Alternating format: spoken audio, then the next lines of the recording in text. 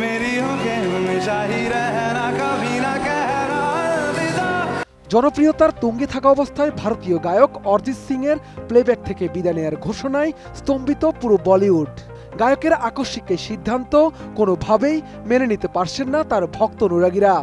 সঙ্গীত শিল্পী অরিজিৎ সিং এর এমন ঘোষণার মাঝেই ভারতের মুর্শিদাবাদের জিয়াগঞ্জে তার বাড়িতে বেড়াতে যান বলিউড অভিনেতা আমির খান।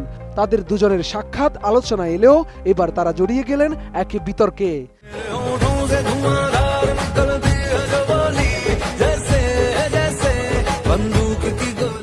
জানা গেছে তারা মধ্যরাতে একটি সরকারি কলেজে ঢোকেন, আর সে থেকেই বিতর্ক তৈরি। ভারতীয় গণমাধ্যমের খবর, ঘটনাটি গত 4 ফেব্রুয়ারির। এদিন দিবাগত রাত 1টার পর অরিজিৎ সিং ও আমির খান প্রায় 20 জন সঙ্গী ও 10টি মোটরসাইকেল নিয়ে জিয়াগঞ্জের রানী ধন্যা কুমারী সরকারি কলেজে প্রবেশ করেন। ভারতীয় গণমাধ্যমগুলো আরও জানায় সেখানে তারা প্রায় 1 ঘন্টা 20 মিনিট সময় কাটান।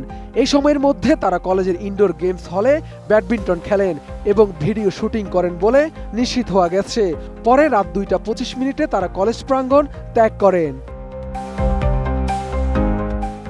আমি বুঝি নির্মাণের শিল্প, সালাম স্টিল বোঝে ডিউরেবিলিটি। সালাম স্টিল, মোস্ট ডিউরেবল স্টিল। মূলত কলেজ কর্তৃপক্ষের অনুমতি ছাড়া এমন প্রবেশ নিয়ে তৈরি হয়েছে বিতর্ক, যার ভিডিও সামাজিক মাধ্যমে ছড়িয়ে পড়লেও তৈরি হয় নানা সমালোচনা।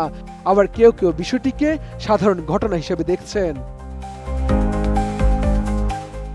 এদিকে জিয়াগঞ্জের ওই সরকারি কলেজের অধ্যক্ষ অজয় অধিকারী সামাজিক মাধ্যমে কলেজের সিসিটিভি ফুটেজ শেয়ার করে এই ঘটনার তীব্র প্রতিবাদ জানান। তার অভিযোগ, এই 2 তারকা স্থানীয় নাইট গার্ডকে প্রভাবিত করে এবং কর্তৃপক্ষের কোনো প্রকার অনুমতি ছাড়াই শিক্ষা প্রতিষ্ঠানে প্রবেশ করেন। শুধু তাই নয়, সামাজিক যোগাযোগ মাধ্যমে ভিডিও শেয়ার করে অধ্যক্ষ অজয় অধিকারী প্রশ্ন তোলেন, বিখ্যাত মানুষ বলে কি যা খুশি তাই করা যায়? সরকারি শিক্ষা প্রতিষ্ঠান কি এতটাই অবজ্ঞার বিষয়? জিয়াগঞ্জে সরকারি কলেজের ওই অধ্যক্ষ আরও দাবি করেন, বাণিজ্যিক উদ্দেশ্যে তারা রাতের অন্ধকারে কলেজ চত্বর ব্যবহার করেছেন, যা সম্পূর্ণ বেআইনি। তাদের জবাবদিহির আওতায় আনা উচিত। অধ্যক্ষ অজয় অধিকারী সিসিটিভি ফুটেজ সহ 2টি পোস্ট করার পর তা দ্রুত ভাইরাল হয়ে যায়। তবে রহস্যজনকভাবে কিছু সময় পরেই তিনি পোস্টগুলো মুছে ফেলেন।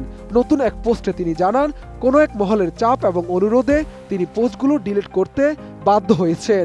তবে কেন এবং কার চাপে তিনি এই সিদ্ধান্ত নিয়েছেন সে বিষয়ে স্পষ্ট কিছু জানাননি।